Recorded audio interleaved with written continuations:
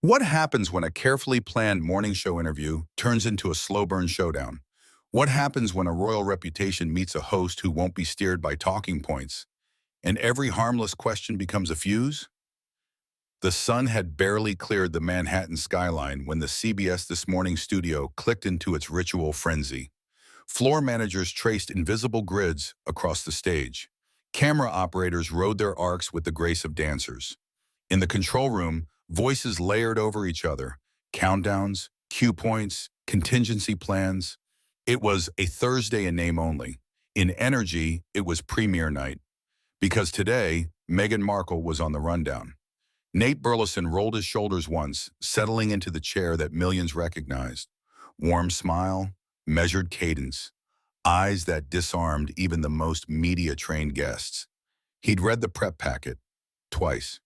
He knew the approved topics, the soft landings, philanthropic initiatives, women's empowerment, sustainability. He also knew the other packet, the one producers side-eyed but never printed, public perception, royal exit, the marriage that lived inside a global echo chamber. He didn't plan to ambush. He planned to interview. At 8:15, she entered on a glide, ivory blazer, beige trousers, the kind of polish that turned air into glass, hair swept into a low bun, a smile offered like a signature. Meghan crossed to the table, every step calibrated for broadcast. Nate rose. "Good morning, Meghan. We're so happy to have you here." She clasped his hand with a poised nod. "Good morning, Nate. Thank you for having me." The smile reached her voice, if not quite her eyes. "This should be interesting." The red tally light bloomed. The orchestra of cues hit its downbeat. Nate opened in safe waters, the foundation's new programs, microgrants for women founders, a pilot mentorship initiative, an education drive pairing tablets with training. Meghan answered flawlessly, every sentence sounded smooth. She was the architect of her narrative, each brick placed exactly where she intended. Viewers heard impact. Producers heard time-hitting perfection. And then Nate took a half step off the braided rug of talking points.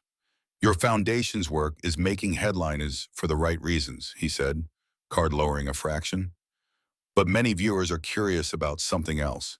Do you see yourself returning to the UK anytime soon?" It was subtle, the pause, the blink, the tiniest pull in her smile.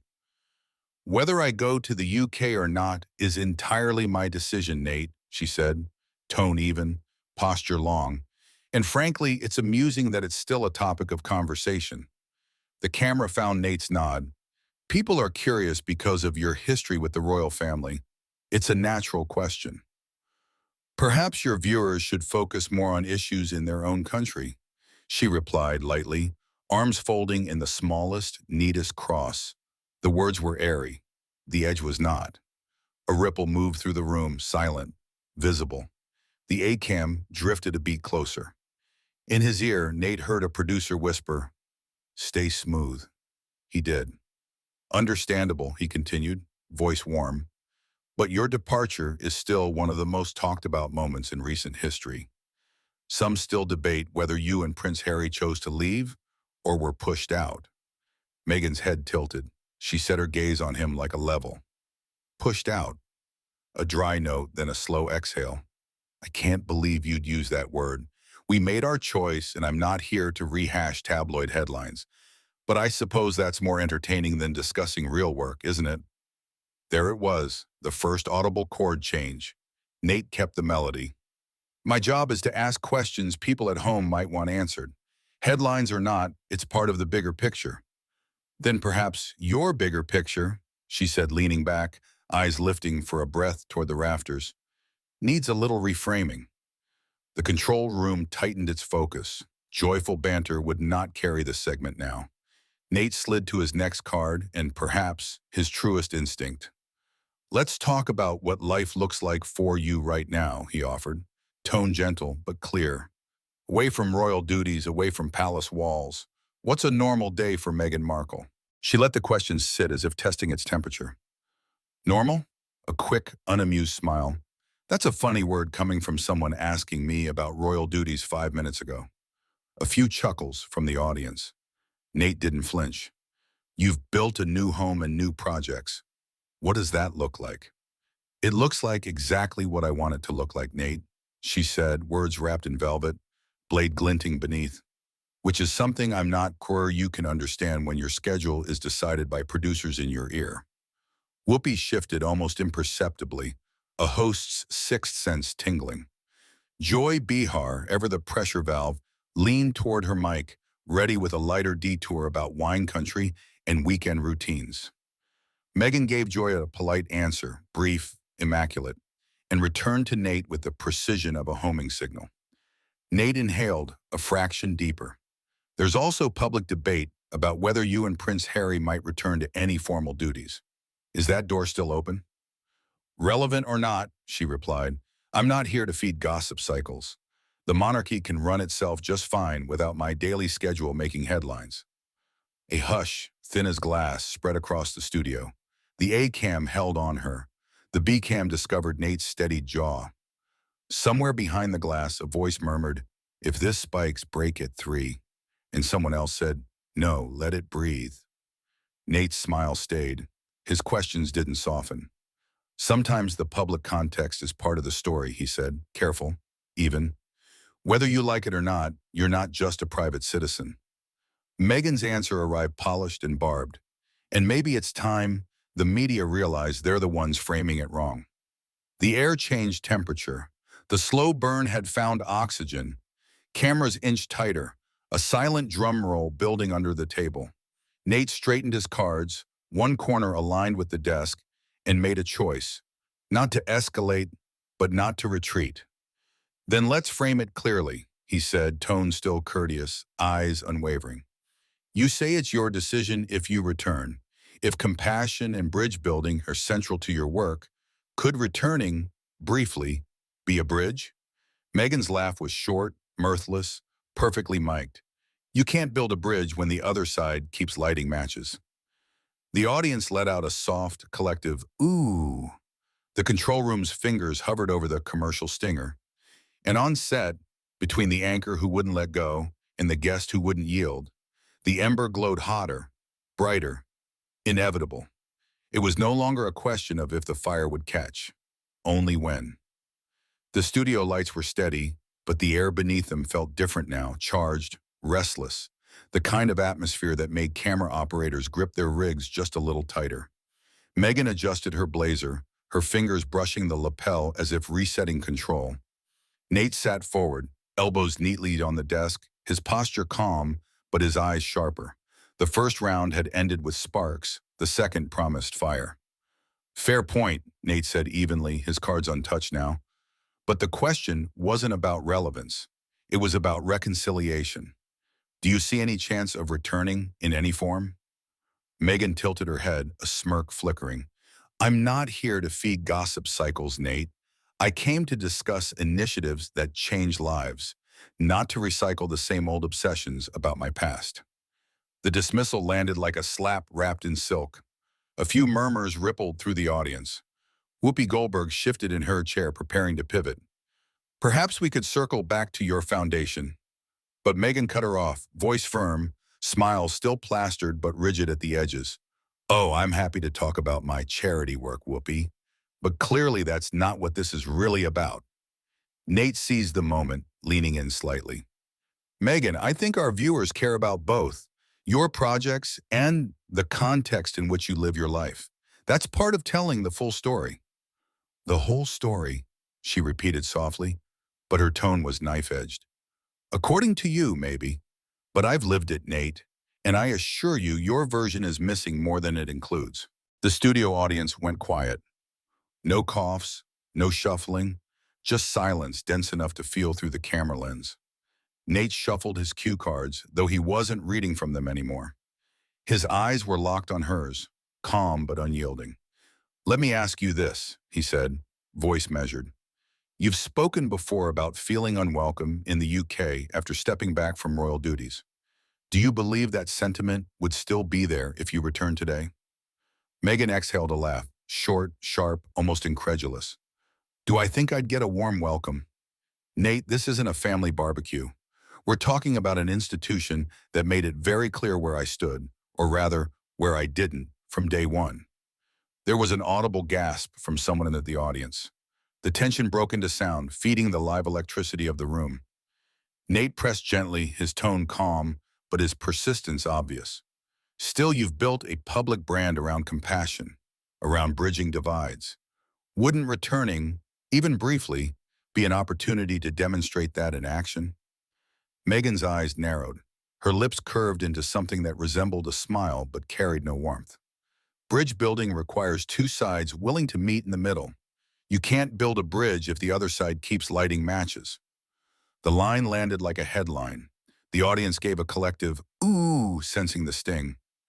Joy Behar tried to step in with her trademark levity, her voice chiming with an innocent question about Meghan's recent trip to California wine country. Meghan humored her briefly, offering a soft chuckle and a canned line about beautiful landscapes and local entrepreneurs. But then, like a compass needle snapping north, her eyes turned back to Nate. He didn't flinch. There's also been speculation, he said, voice steady, about the pressures public life places on your marriage. People wonder if that strain has taken a toll. The words barely cleared his lips before Meghan leaned forward, her tone dripping with disdain. People wonder, that's always how it starts, isn't it? People wonder, and suddenly curiosity becomes a headline. Then the headline becomes a narrative, and here you are, Nate, feeding it. I'm not feeding anything, Beckipa replied, his patience intact, though the edge in his voice was sharper now. I'm asking what viewers are already talking about. That's part of my job. And my job, she shot back instantly, is to decide which questions are worth my time and which are thinly disguised gossip. A silence spread again, heavier this time. Cameras zoomed in closer, catching Meghan's icy composure and Nate's unyielding calm. The control room whispered urgently about a commercial break, but no one pulled the trigger. Not yet, because this wasn't just an interview anymore. It was becoming a standoff. The stillness in the studio was almost unnatural. Even through the hum of the overhead lights, the audience hardly shifted in their seats. Everyone knew this wasn't the polished CBS interview they had expected.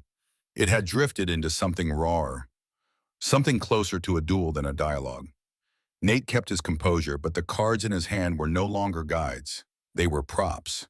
His questions came directly, measured but deliberate, and his eyes never left Meghan's. You've said it yourself, Meghan, he began carefully. Public life brings enormous pressures. Some of those pressures, fair or not, fall on your marriage. Outlets have speculated about challenges. Is there truth to that? Her lips curled into a smile that wasn't a smile at all. It was the kind of expression sharpened for defense, a shield disguised as charm.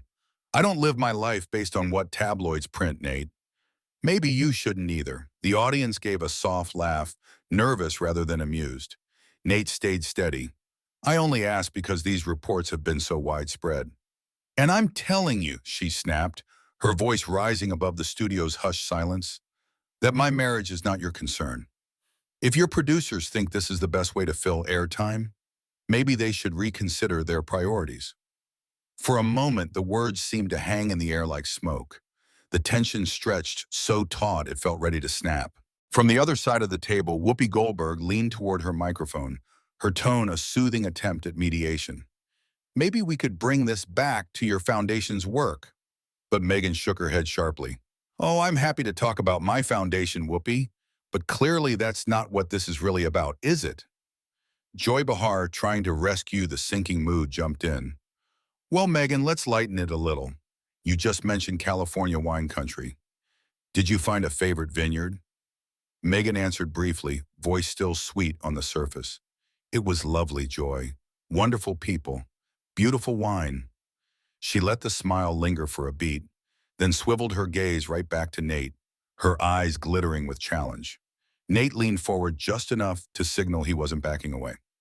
You've built your public image around openness, Meghan, around authenticity. Isn't it fair for people to wonder about the context in which your work happens? Your marriage, your relationship with the head royal family? These aren't just gossip, they shape how the world sees you. Her laugh was soft but brittle. Disrespectful? No, just a little beneath the level I'd hoped for. The audience reacted audibly this time. Some gasping, some murmuring. Joy blinked quickly, her face a mask of surprise. Whoopi sat back, eyes narrowing slightly, as though she could sense where this was headed and didn't like it. In the control room, one producer hissed, "Cut to break! Cut to break!" But another shook their head. "No, let it play. This is gold." Meghan crossed her legs, her posture regal, her eyes fixed on Nate. "You think you're telling the bigger story, but really you're just repeating the same recycled narratives. Nothing new, nothing insightful." Nate smiled politely, but his jaw flexed almost imperceptibly. "My job is to ask the questions viewers at home want answered. Whether you see them as recycled or not, they're part of the bigger picture." "Then perhaps," she said, leaning back with an exaggerated sigh, "your bigger picture needs a new frame." A low hum passed through the audience. They could feel it. The mask was cracking. This wasn't Meghan, the polished duchess, the carefully managed media figure. This was someone bristling, defensive, condescending. Nate shuffled his cards once more, though he didn't look at them. His eyes stayed locked on hers. "So let's ask directly," he said. "Do you believe stepping back from the royal family was truly your choice, or do you still feel you were pushed out?" Her smile froze, then fell. For the first time, Meghan hesitated, and the silence that followed was louder than anything she could have said. The silence after Nate's question was almost unbearable. Cameras zoomed tighter, catching Meghan's face in unforgiving detail. For the first time, the carefully constructed veneer of calm faltered. She tilted her head, eyes narrowing, and when she finally spoke, the words cut like glass. "You want my perspective? Fine." It wasn't a gentle nudge, Nate. It was a very clear message.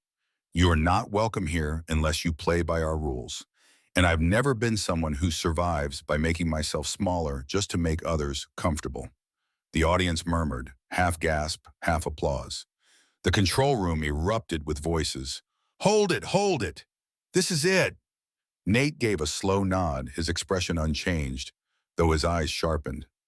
"That's a strong statement." "It's a true one," she fired back without hesitation.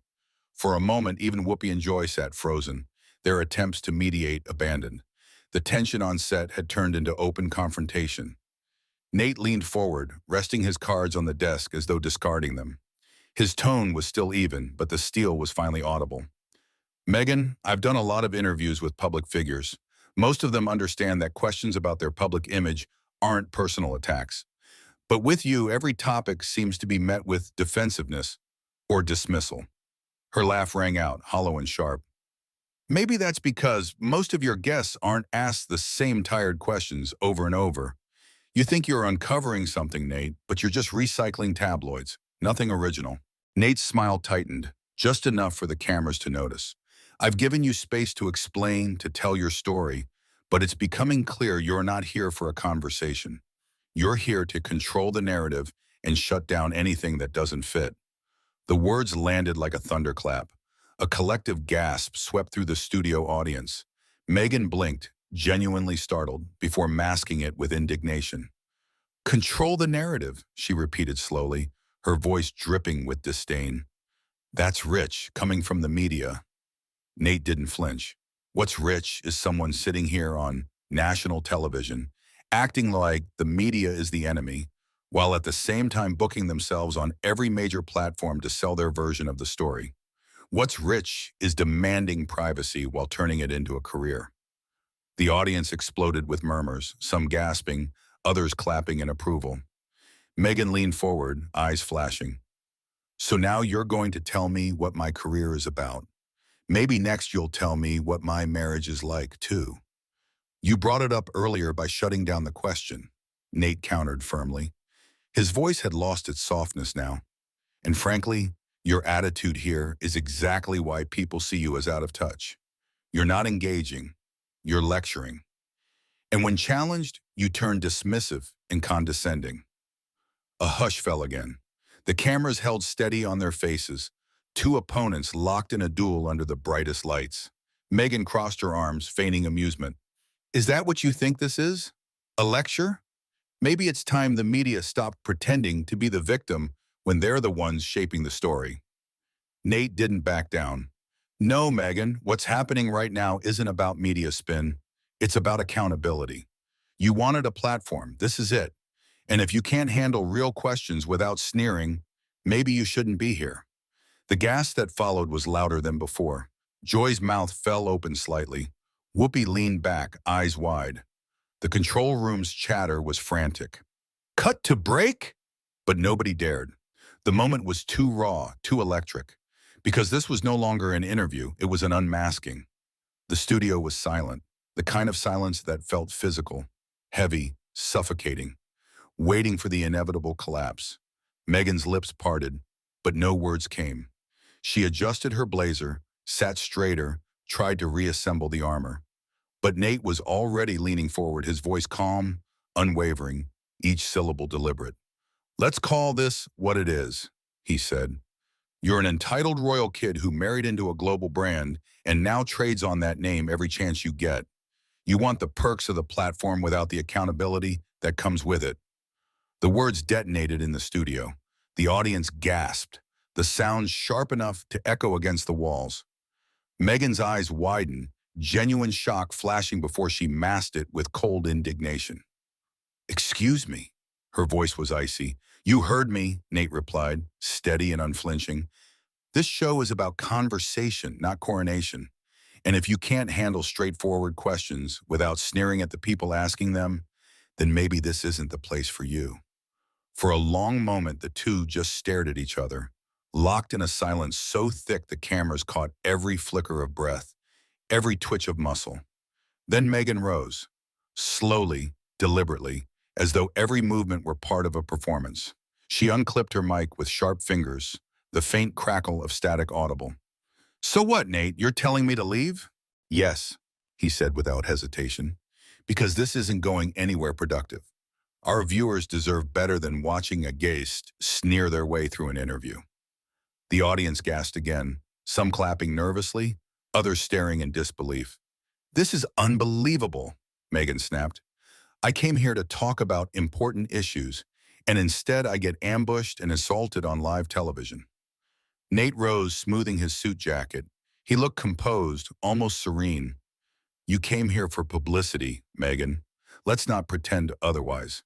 And you got it, just not the kind you wanted. The audience roared with murmurs, some laughing, others in stunned silence. Meghan's heels struck the studio floor in sharp, echoing clicks as she moved toward the edge of the set. Security staff shifted but didn't intervene. Halfway to the curtain, she turned back. Her voice was venomous. There was Paul's last dagger hurled across the stage. Good luck with your ratings, Nate. You're going to need them. Nate didn't look away. Don't worry, Meghan. After today, I think we'll be just fine. The audience erupted. Gasps, claps, the low thrum of history being made live. Meghan swept behind the curtain, vanishing from sight, leaving only the faint tremor of her departure. The cameras lingered on Nate for a beat too long before cutting to a hastily cued commercial. But it was too late. The moment was already out in the world. By the time the break ended, clips were flying across social media. #Meghan vs. Nate trended worldwide within minutes. Some called Nate a hero for refusing to back down. Others accused him of disrespect. But one thing was certain. This interview would be replayed, debated, dissected for weeks to come. CBS This Morning had set out to air a polished conversation. Instead, they delivered one of the most explosive live television confrontations in years. And at the center of it all, Meghan Markle, walking off the set in indignation, and Nate Burleson standing his ground with calm fire. The clash was over, but the fallout had only just begun.